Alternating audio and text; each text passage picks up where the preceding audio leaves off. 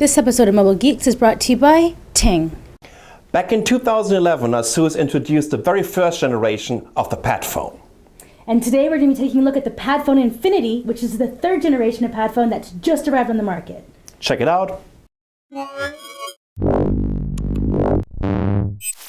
The Padfone Infinity is one of the best looking smartphones on the market. Its gorgeous 5-inch IPS display and its aluminum unibody makes it stand out from its competitors. Under the hood, it sports the new Qualcomm Snapdragon 600 quad-core processor, which is clocked at 1.7 GHz. And of course, it also sports the amazing Adreno 320 GPU. It comes with 2 GB of RAM and versions of 32 and 64 GB of internal memory. It sports a 13 megapixel camera on the back and a 2 megapixel camera on the front. The phone itself just weighs 141 grams and is between 6.3 and 8.9 millimeters thin. Going back to the amazing 1080p IPS display, it also sports Gorilla Glass and an anti-fingerprint coating. When it comes to the battery, it sports the lithium polymer 1 with 2400 mAh of capacity, which should easily get you through the day. Let's take a quick look around the device. On the right side, we have the power button and a rocker for the volume. On the bottom, we have a micro USB connector to recharge it and also to connect it to the Padfone station. On the left side is a slot for the micro SIM card, and there's a jack for your headset. In terms of integrated sensors, it sports an AGPS with GLONASS, an accelerometer, a proximity, an ambient light, a gyroscope, and an e-compass. The Padfone station sports a 10.1-inch Super IPS display with a resolution of 1900 by 1200. Unlike the Padfone Infinity smartphone, it also has scratch-resistant glass and an anti-fingerprint coating. The Padfone station is 10.7 millimeters thick and weighs about 530 grams. It also comes with a 1 megapixel front-facing camera. The integrated, non-removable lithium polymer battery has a capacity of 5000 mAh. Let's take a look around the Padfone Infinity station.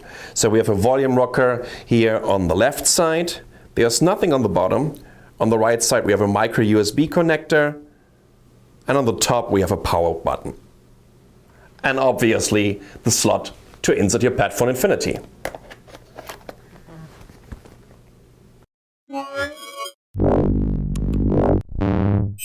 The ASUS Padfone Infinity has a lot of customized software. There's everything that we've seen from the first two generations of the Padfone, like the Instant Translate, the Splendid Display, the Audio Wizard. So all these we've seen before and they're great additions. On the Padfone Infinity, they've added a customized launcher that lets you select 8 different applications that you can launch directly from the home screen, as well as ASUS Echo and Google Now. ASUS Echo is kind of like Siri, except you can't ask it a lot of questions. You can ask it to engage the smartphone itself. So you can ask it to call somebody, like call Sasha. One of the problems with the previous generations of the Padphones is that when you had an application running on the phone and you inserted the phone into the back of the tablet, the app would crash or it wouldn't resize properly. ASUS has actually done a lot of work. They have the top 100 apps in the App Store working perfectly. In the back end, you can actually select which apps you want to have dynamic switching available. The one that we found that doesn't work is YouTube. So if you're watching a video on your smartphone, you won't be able to insert it into the tablet, which really sucks because YouTube is one of the big apps that you would really want to have working on the tablet.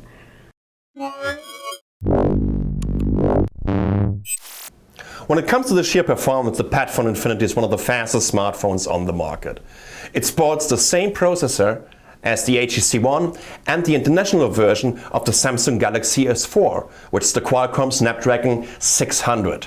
That's a quad-core processor clocked at 1.7 GHz, and it sports also one of the fastest GPU on the market, the Adreno 320. When we're taking a look at the benchmarks, you will see some very impressive scores. On the Quad-1 Standard benchmark, it scored about 12,000 points. On Nanomark, it came in at 61 frames a second, and on Antutu, we reached about 25,000 points.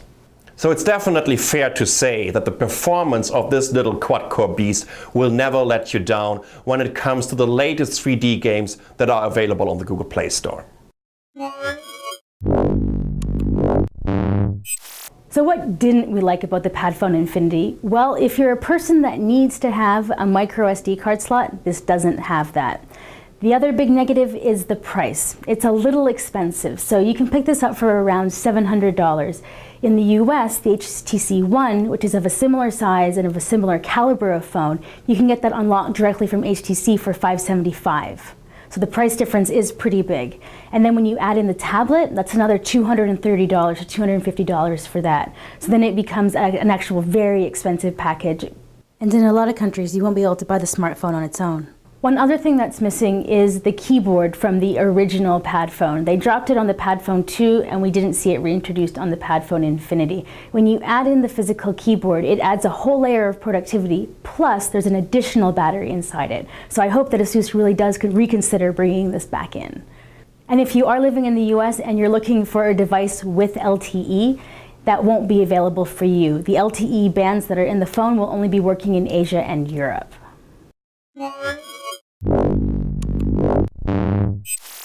Here's what we like about the Padfone Infinity. The Snapdragon 600 is a powerful and efficient quad-core processor with great graphics performance. The 5-inch Super IPS display sports a great resolution, has a fantastic brightness, and is one of the best displays that is available on the market. The Padfone series is unique in the industry, with a phone powering the tablet. It saves you from having to get two SIM cards or organizing data on two different devices. The tablet can act as a battery pack for your phone, so you're actually recharging your phone as soon as you're putting it back into the tablet station. And of course, there's definitely somehow of a coolness factor for having such a device. And last but not least, compared to its competitors, ASUS is offering a really clean installation of Android Jelly Bean, which provides you almost with a vanilla experience of this mobile operating system. Of course, ASUS added some of its own widgets to the home screen and has, some unique software solutions and apps pre-installed. Before we hear the final verdict, why don't we hear from our sponsor? If you're tired of getting screwed on your mobile phone bill and you're in the US, there's a new provider in town that hates hidden fees and is looking to provide fair service for your mobile phone. Ting has built their service on Sprint's network, which means they offer 4G Android phones. If you've already got a phone, you can bring that right onto their network, no problem. What we like about them is the megabytes, minutes, and text messages are each billed separately. If you use less of any of them, then you're credited the difference at the end of the month. Their backend also allows you to see exactly what you've used real time, and it even predicts how much you're going to use at the end of your billing cycle. Check out mobilegeeks.ting.com and try their online savings calculator. And if you're ready to get started, you'll get $25 off most Ting devices or $25 towards a Ting service just for being a Mobile Geeks viewer. So the verdict on the Padfone Infinity. This is definitely a high-end phone. ASUS has definitely taken the time to cram in some really luxury features. Personally, I really like the handset. Sasha, what about you? Well, you know what? When I saw this concept for the very first time during Computex 2011, which is almost 2 years ago, I was really excited about the modular concept. Right now, especially because I'm just not using a 10-inch tablet at all anymore, I think, it's not really a winner anymore. But I still think that the Padfone Infinity is one of the best smartphones on the market.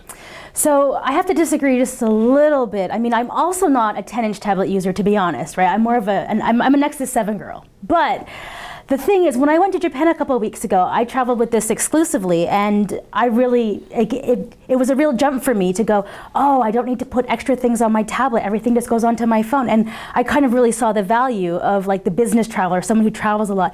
As a traveling device, 100%. When I got back to Taipei, did I bring it out? No, I'm a Nexus 7 user. I'm a 7-inch tablet user.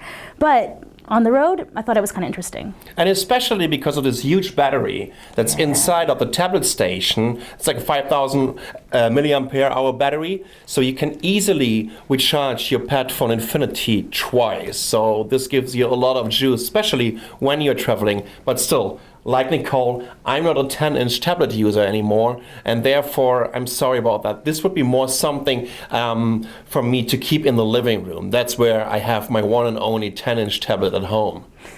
So I think that we can both agree that the smartphone is top 5 in industry. The combination, not so much. Especially when we're taking a look at the price point. I think playing for a tablet and a smartphone roughly about $1,000 US, right? It's a little bit too much for me.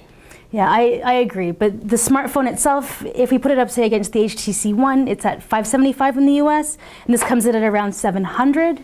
So, I mean, it's kind of a big price difference between these two handsets. Perfect transition, Nicole. I think, once again, these are the two best-looking smartphones. Not only the best-looking smartphones that are available on the market, but also in terms of the build quality. We're talking about aluminum unibodies, and they look absolutely fantastic, and they feel good in your hands. So after we've heard all the pros and cons, we've been walking you guys through the hardware and the software. Nicole, what's your verdict on this? Who should buy a Padfone Infinity? I think anyone who's looking for a high-end device, I mean, the display is stunning. The build quality is great. It's perfect for my hands. The Note 2 is just a little bit big for me. I find that this is absolutely perfect. I can fit it into all of my pockets. If you're looking, like, if we're going from a lady's perspective, I think this is gorgeous. I think any woman would be glad to have it, and I think it's very manly. So it's not exactly a lady's handset, but you know, it's tough enough that it can be. So if you are on the market for a brand new quad-core 5-inch 1080p smartphone, I think, Nicole, it's very fair to say that if people like the HTC One or, for example, the Sony Xperia Z, they should also love the Padfone Infinity, right? Absolutely. Definitely take a look at it. It's on the market right now. Thanks so much for joining us. This has been Sasha Pallenberg. And this is Nicole Scott. If you like our new kind of video review format, just give us a thumbs up, leave us a comment, and hope to see you soon.